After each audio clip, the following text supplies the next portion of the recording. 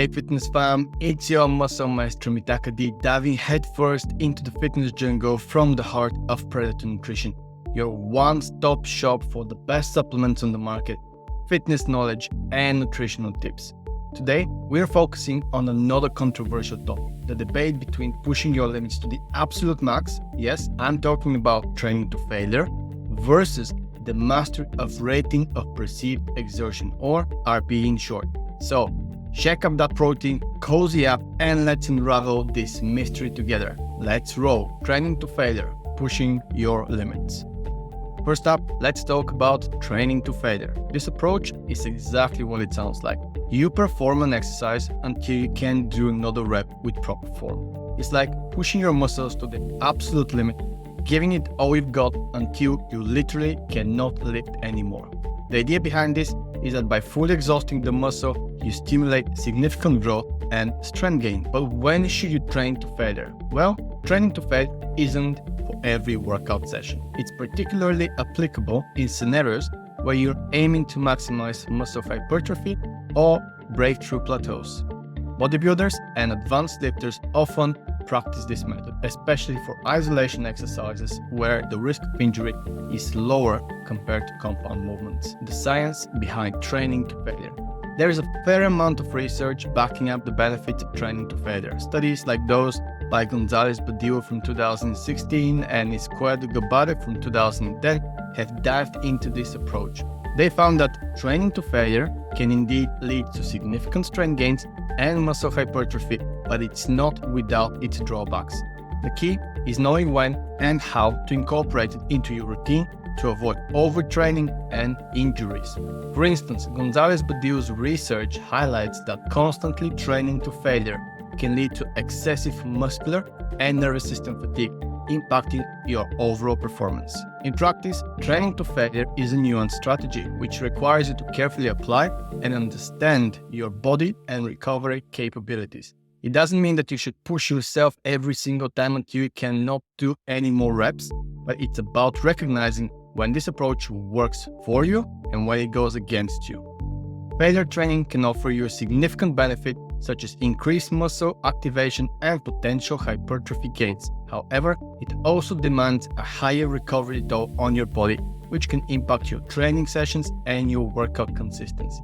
The key here is balancing intensity of training to failure with adequate rest, nutrition, and recovery strategies in order to reap the most benefits out of this approach. Rating of perceived exertion. Now, let's switch gears and talk about RPE, the rating of perceived exertion.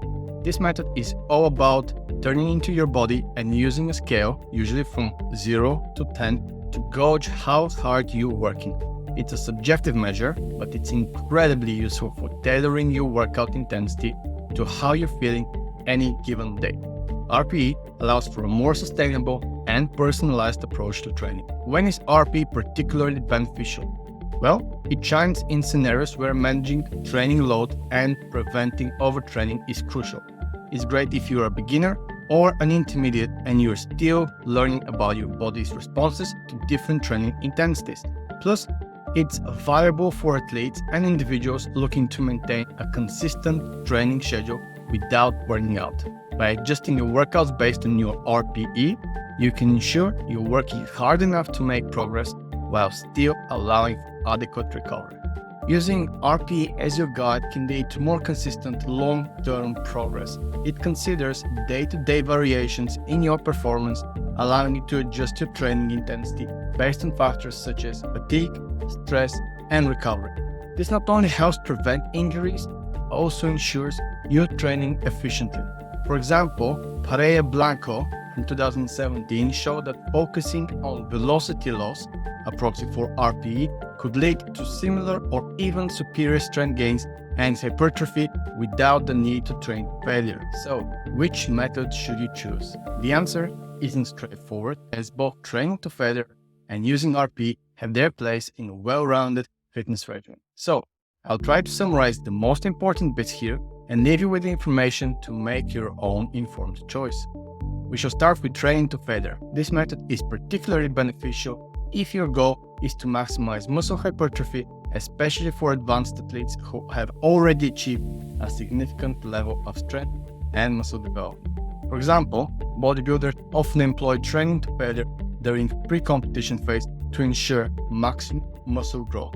Research indicates that for well-trained individuals, pushing to the brink can stimulate additional hypertrophic adaptation. Now moving to RPE. RPE is more suited for periods of training where the focus is on skill acquisition, overall volume accumulation, or when managing fatigue is crucial, such as in session athletes or if you are a beginner who is still adapting to training stress.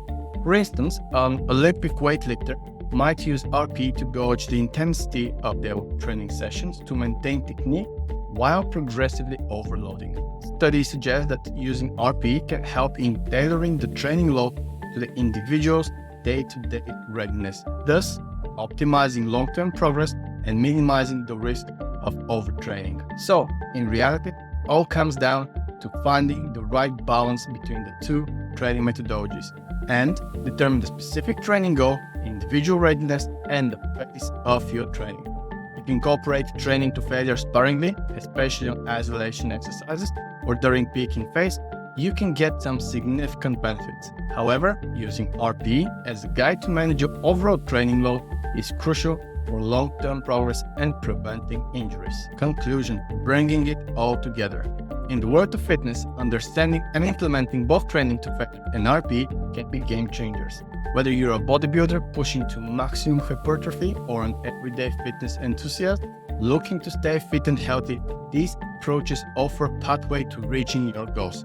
Remember, fitness is a journey, and how you train should reflect not only your goal, also the needs of your body and its responses. And that wraps our deep dive into the training to failure versus using RPE. I hope you found this discussion helpful and informative, and if you have, I would very much appreciate a like on this video. If you got experience or tips to share about these training methods in your training, drop a comment below. I would love to hear from you guys. Don't forget to hit the subscribe button for more fitness insights and tips.